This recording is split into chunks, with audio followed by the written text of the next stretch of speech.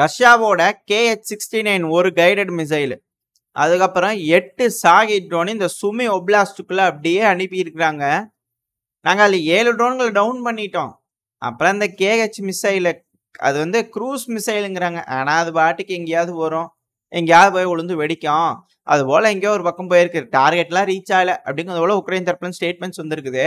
ஆனால் இதுக்கப்புறம் கொஞ்சம் நேரம் கழிச்சு வந்து பார்த்தீங்கன்னா சுமி ஒப்லாஸ்டில் இருக்கக்கூடிய கிரிட்டிக்கல் இன்ஃப்ராஸ்ட்ரக்சர்ஸ் மேலே பயங்கரமான தாக்குதல் ரஷ்யா பண்ணிட்டாங்க அப்படிங்கிறது போல அதே பத்திரிகை நிறுவன தரப்புலேருந்து இன்னொரு செய்தி வந்திருக்குது. இது இப்படி வருது, அது அப்படி வருது. எப்படிதான் ஒரே பத்திரிகையாளர்கள் வேற வேற ஆளுங்க கொடுத்துருப்பாங்களோ ஸ்டேட்மெண்ட்ஸ் அப்படிங்கிறது போல இருக்கு. பட் இருந்தாலும் ரஷ்யா தரப்புல இருந்து ட்ரோன்கள் அனுப்பியிருக்கிறாங்க, மிசைல்கள் அனுப்பியிருக்கிறாங்கன்னு உக்ரைனோட ஏர்ஃபோர்ஸ் தரப்புல இருந்து சொல்லிக்கிறாங்க, அதெல்லாம் டவுன் பண்ணிட்டோன்னு.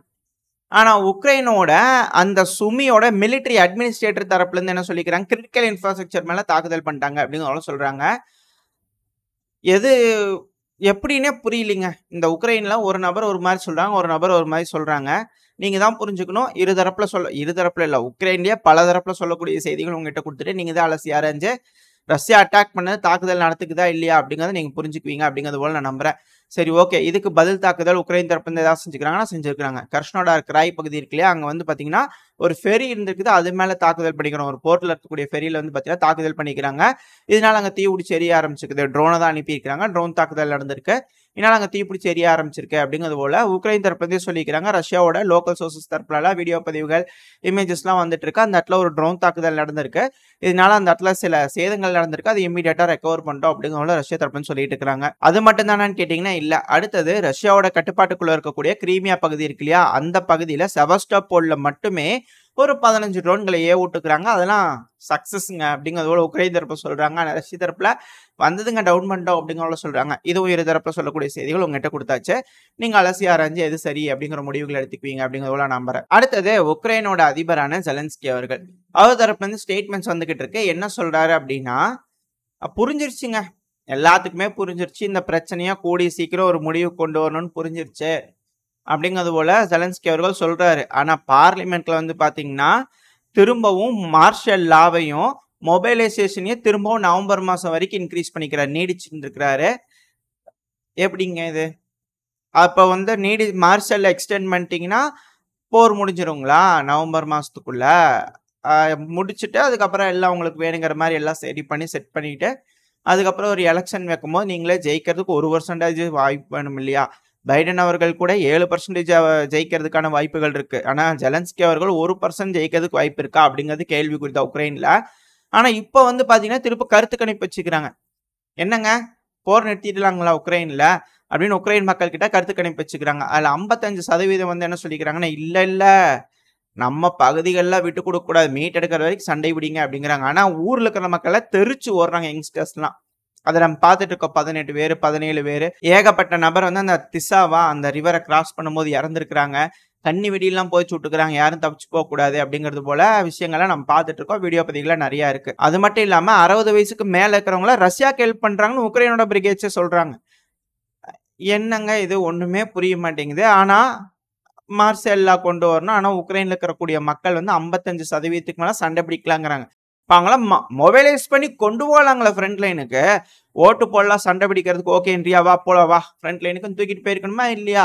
ஆளுங்க இருந்திருப்பாங்கல்ல அப்படின்ற கேள்விகள் வருது. பட் ஆனா இல்ல, அது போல் நடந்திருக்கு, அதுல இப்படி ஒரு ரிசல்ட் வந்திருக்கு அப்படின்னு உக்ரைன் தரப்பு சொல்றாங்க. அதை நம்ம நம்பிக்க வேண்டியதுதான். ஆனா சில இடங்கள்ல போராட்டங்கள்லாம் பண்றாங்க அப்படிங்கறத நம்ம பாக்குறோம். அப்புறம் இன்னொரு விஷயம், நேத்திக்கு ஒண்ணு பார்த்தோம் இல்லையா, ரஷ்யால வந்து எலக்ட்ரிசிட்டி இல்லைன்னு இந்த கர்ஷ்னோடார் பகுதியெல்லாம் அப்புறம் அப்பன்னா பகுதியெல்லாம் வந்து பாத்தீங்கன்னா ப்ரொடெஸ்ட் பண்றாங்க அப்படின்றது போல உக்ரைன் தரப்பு சொல்றாங்க அப்படின்னு சொல்லியிருந்தோம் இல்லையா. இன்னைக்கு நம்ம இந்த ரஷ்யாவோட லோக்கல் சோர்ஸ்ல கேட்டும் போது அவங்க சொல்லிக்கிறாங்க, தம்பி சத்த கம்முனர், அப்படிலாம் இல்ல, இந்த குர்திஷ் மக்கள் இருக்காங்களா, அது இன பிரச்சனை போல தெரியுது. ஒரு 40 பேர் சேர்ந்து ஒரு பையனை பிடிச்சி அடிச்சுக்கிறாங்க, பயங்கரமா அடிச்சுக்கிறாங்க. கேஸ் கொடுக்கும்போது அது என்னமோ நடந்திருக்குது. ஸோ அதுல வந்து அவங்க 40 பேர்த்துக்கு வந்து ப்ராப்பரா கவனிக்கல அப்படிங்கிறதுனால இவங்க எல்லாம் ஒண்ணு கூடிட்டாங்க. இந்த ரஷ்யன்ஸ் எல்லாம் இருப்பாங்க இல்லையா, அந்த பகுதியில கிரஸ்னோடார் பகுதியில ஒண்ணு கூடிக்கிறாங்க. எப்படி கவனிக்கணுமோ அப்படி 40 பேர்த்த கவனிச்சு விட்டுக்கிறாங்க. ஸோ அந்த டைம்ல அங்க பதட்டம் நடந்திருக்கு. அதனால அங்க கலவரமா மாறக்கூடாது அப்படிங்கிறதுக்காக அங்க இருக்கக்கூடிய போலீஸ்லாம் அட கம்முன்னு இருங்கப்பா அப்படின்னு சொல்லி எல்லாத்தையும் பிடிச்சி கொண்டு போய் சிலர் ஜெயில போட்டுக்கிறாங்க. அந்த டைம்ல வந்து பாத்தீங்கன்னா அவங்கள வெளியே விடுங்க, எப்படி நீங்க நம்மால நம்ம ஊருக்கு வந்து நம்மள அடிச்சவங்கள நீங்க எப்படிங்க திருப்பி நாங்க கேள்வி கேட்டதுக்கு நீங்க ஜெயில்ல போடலாம் அப்படிங்கிறதுக்காக அங்க வந்து ஸ்ட்ரைக் பண்ணிக்கிறாங்க. அது பரவலா காட்டு தீ மாரி பரவி அது ஒரு கலவரமாவே மாறிடுச்சு. ஸோ வீடியோ பதிவு சைடுல லோட் ஆயிருக்கு. பார்த்தீங்கனாலே தெரியும். அங்க காரணம் வந்து எலக்ட்ரிசிட்டி இல்லன்ட்டு இல்ல. அங்க சண்டை என்னமோ நடந்திருக்குது. அதனால அங்க இருக்கு. அத வந்து உக்ரைன் வந்து எப்படி சொல்லிட்டாங்க பார்த்தீங்களா? அப்படிங்கிறது போல இருக்கு. எது எப்படியோங்க. உக்ரைன் தரப்புல அப்படி சொல்லிக்கிறாங்க. ரஷ்யா தரப்புல இப்படி சொல்றாங்க. லோக்கல் சோர்ஸ்ல இருந்து வீடியோவே வாங்கியிருக்கிறோம். பார்க்கும்போது இப்படி இருக்குது. எது எப்படியோ நீங்க பார்த்து புரிஞ்சுக்குவீங்க அப்படிங்கிறது போல நான் நம்புறோம். ஸோ இப்ப நம்ம அடுத்தடுத்த செய்திகளுக்கு போக ஆரம்பிச்சிடலாம். இப்ப அமெரிக்கால வந்து பார்த்தீங்கன்னா, இதுல இன்னொரு விஷயம் மறந்து போயிட்டோம் பாருங்க. ஜெலன்ஸ்கி அவர்கள் வந்து என்ன சொல்லியிருக்கிறாரு? பிரச்சனைய முடிக்கணும்னு சொல்லியிருக்கிறாரு. எல்லாருக்கும் புரிஞ்சிருச்சுன்றாங்களே. அப்ப யூரோப்பியன் யூனியனுக்கும் புரிஞ்சிருக்கும் இல்லையா? ஸோ யூரோப்பியன் யூனியனோட இப்போதைக்கு இருக்கிறார் இல்லையா? ஹை ரெப்ரசன்டேட்டிவான ஜோசப் போரல் அவர்கள். நெக்ஸ்ட் பீஸ் சமிட் சீக்கிரம் நடத்தி ஆகணுங்க. ஆனா ரஷ்யாவோட டெர்ம்ஸ் எல்லாம் கிடையாது. ரஷ்யா பார்ட்டிசிபேட்டும் பண்ணி ஆகணும் பாத்துங்க. அப்படிங்கிறதோட அவர் தரப்பு சொல்லிக்கிறாரு. ரஷ்யா ஒத்துக்குவாங்களா? யார் போய் நீங்க போய் கூப்பிட்டுட்டு வரீங்களா? போறீங்களா மாஸ்கோக்கு? அப்படிங்கிறது போல கேட்கறாங்க சில அனலிஸ்ட் தரப்புல இருந்து. ஆனா ஒரு கண்டிஷன் போட்டுக்கிறார். வரணுங்க. நம்ம என்ன சொல்றோமோ கேட்டு செஞ்சுக்கணுங்க. அவ்வளவுதான் ரஷ்யா. நம்ம ஏதோ பகுதிகள் கொடுக்கறத பார்த்து சரி ஓகே அப்படிங்கிறது போல ரஷ்யா வச்சுக்கிட்டாங்கன்னா ஓகே, அப்படி இல்லைன்னா பஞ்சாயத்து தான் அப்படிங்கிறாங்க. எதுக்காக இப்படி ஒரு டேர்ம் வைக்கிறாங்க? ஸோ ஒன்ஸ் உள்ள வராங்க, அவங்க ரஷ்யா இருந்துட்டு நோ அப்படின்னு சொல்லிட்டாங்கன்னா ஓகே, நாங்க அது வந்து ஒரு அல்டிமம் மாதிரி ஆயிருது இல்லையா அப்படிங்கிறது போல இருக்கு. ஸோ பார்ப்போம். அடுத்த பீஸ் சமிட்லயாவது பெரும் அளவுல வந்து மக்கள்களை ஓரணியில திரட்டி பல நாட்டு தலைவர்களையும் ஒப்புதல் வாங்கி கையெழுத்த போட வச்சு ரஷ்யாவுக்கு எதிராக ஒரு பெரிய அணி இருக்கு, நாங்களாம் உங்க மேல போர் தொடுத்துறோம் ஒத்துக்கலாம் அப்படிங்கிறது போல ஏதோ ஒரு அல்டிமேட் கொடுக்குறாங்களா? அடுத்த சமிட்லயாவது அவங்களால முடியுதா அப்படிங்கிறத பார்ப்போம். யூகே தரப்புல இருந்து வந்து பாத்தீங்கன்னா சொல்லிட்டாங்க, 3 வருஷத்துல மேற்குலக நாடு ரஷ்யாவோட போராட்டத்துக்கு தயாராயிரணும், போருக்கு தயாராயிரணும் அப்படிங்கிறதோட சொல்லிக்கிறாங்க. போராட்டத்துக்குள்ள போருக்கு தயாராகணும். ஏங்க நீங்களாம் டிஃபென்ஸ் அலையன்ஸ்னு சொல்றீங்க, நீங்க என்னங்க அக்ரஸர் அலையன்ஸ் ஆட்டியே பேசிட்டு இருக்கிறீங்க? அடுத்தது இந்த ஜெர்மனி தரப்புல வந்து பாத்தீங்கன்னா ஒரு 5 இருந்து 8 வருஷத்துக்குள்ள ரஷ்யா நம்ம மேல போர் தொடுப்பாங்க.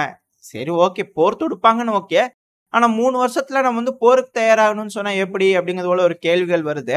இவங்க வந்து டிஃபென்ஸ் அலையன்ஸ் போல தெரியலையே, இது வந்து அக்ரஸர் அலையன்ஸ் போல தெரியுது அப்படிங்கிறது போல இருக்கு. அதாங்க இந்த செர்பியாவோட ஊக்கிக் அவர்கள் சொல்லிட்டே இருக்கிறாரு இல்லையா? இப்ப திரும்பவும் சொல்லிக்கிறாரு, மச் ஃபாஸ்டா ப்ரிப்பேர் ஆயிட்டு இருக்கிறாங்க வெஸ்ட் ரஷ்யாவோட போருக்கு. முதல்ல வந்து வேற ஆளை வச்சு செய்யலான்னு ட்ரை பண்ணாங்க, ஆனா முடியல. இப்ப டைரக்டாவே பாத்திரலாம் அப்படின்னு முடிவு எடுத்துக்கிறாங்க. கொஞ்சம் ஃபாஸ்ட்டாவே செய்யறாங்க அப்படிங்கிற சொல்றாங்க. ஸோ இதெல்லாம் வச்சு பார்க்கும்போது தெரிஞ்சுக்க முடியுது. ஆனா இந்த யூகே ஜெனரல் என்ன சொல்லியிருக்கிறாருன்னா எக்ஸாக்டா 2027 வந்து பாத்தீங்கன்னா ஜின்பிங் அவர்கள் வந்து ஆர்டர் பண்ணிக்கிறாராமா. அதாவது இன்டெலிஜென்ஸ் தகவல் அடிப்படையில இந்த இவங்க சொல்லியிருப்பாங்களா யூஎஸ்ல அந்த இன்டெலிஜென்ஸ் அடிப்படையா வச்சு சொல்லிக்கிறாங்க. 2027 ஜின்பிங் அவர்கள் வந்து ஆர்டர் போட்டாங்களாமா, தைவானை வந்து பிடிச்சிருங்க அப்படிங்கிறது போல. ஸோ அந்த டைம்ல வந்து பாத்தீங்கன்னா இவங்களாம் தயாராகணுமாமா. ஸோ 3 வருஷத்துக்குள்ள போருக்கு தயாராயிருங்க அப்படிங்கிறது போல யூகேவோட ஜெனரல் தரப்புன்னு சொல்லிக்கிறாரு. சரி, இவர் ஏன் திடீர்னு சீனாவோட ஞாபகம்? சீனா எங்கேயோ இருக்குது, இவங்க எங்கேயோ இருக்கிறாங்க. அமெரிக்கானா கூட சரி ஓகே, யூகேக்கு என்னங்க வந்துச்சு அப்படிங்கிறது போல இருக்கு. ஸோ இப்போ அதுக்கான காரணம் சொல்றேன் பாருங்க. டிமிட்ரி குலேபா அவர்கள் இருக்கிறார் இல்லையா, சீனாக்கு போயிருக்கிறார், பேசுறதுக்காக போயிருக்கிறார். ஏன்னா பெலரூஸ்ல இருந்து ட்ரூப்ஸ் இறக்கி விட்டு ட்ரைனிங் எல்லாம் சொல்லி கொடுத்துட்டு இருக்காங்க, ஏகபோகமா சொல்லி கொடுத்துருக்காங்கன்னா என்ன பண்றது பெலரூஸ்க்கு தெரியாது. சின்ன பசங்க சும்மா அதிகமா சொல்லி கொடுத்துட்டு போயிட்டாங்கன்னா சீனா என்ன பண்றது? ஸோ அந்த ஒரு காரணத்தினால இங்க யூகேல இருந்து ஒரு மிரட்டல். ஸோ டிமிட்ரி குலேபா அவர்கள் நிற்கும் போது ஒரு வெயிட் கிடைச்சிருச்சு பாத்தீங்களா டேபிள் மேல. அந்த மாதிரி ஒரு விஷயத்துக்காக இவர் இப்படி சொல்றாரு அப்படிங்கிற சில அனலிஸ்ட் தரப்புல இருக்கு. எது எப்படியோ நீங்க தான் எல்லாம் கூட்டி கழிச்சு எல்லாம் அனலைஸ் பண்ணி எடுத்துக்குவீங்கன்னு நினைக்கிறேன். எல்லா நாடுகளையும் தனித்தனியா வச்சு செய்யணும், வச்சு செஞ்சு எல்லாம் பிரிச்சிடலாம், தனித்தனி நாடுகளா பிரிச்சிடலாம் அப்படிங்கிறது போல சில நாடுகள் எண்ணம் இருக்கிறதா சொல்றாங்க இல்லையா? அதெல்லாம் தெரியுது.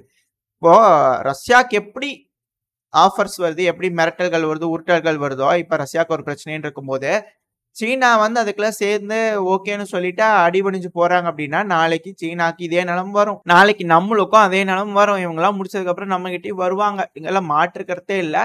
இவங்க ஜெயிச்சாலும் நாளைக்கு நம்மளுக்கு பிரச்சனையா தான் வரும் அப்படிங்கிறதுலையும் மாற்றுக்கிறது இல்லை, இந்த சீனா தரப்புல ஜெயிச்சிட்டாலும். ஸோ இது எல்லாமே இஷ்யூ தான். இந்த ஜியோ பாலிட்டிக்கல் பொறுத்த வரைக்கும் அவங்க காய் நேரத்துல செஞ்சுக்கிட்டு இருக்காங்க.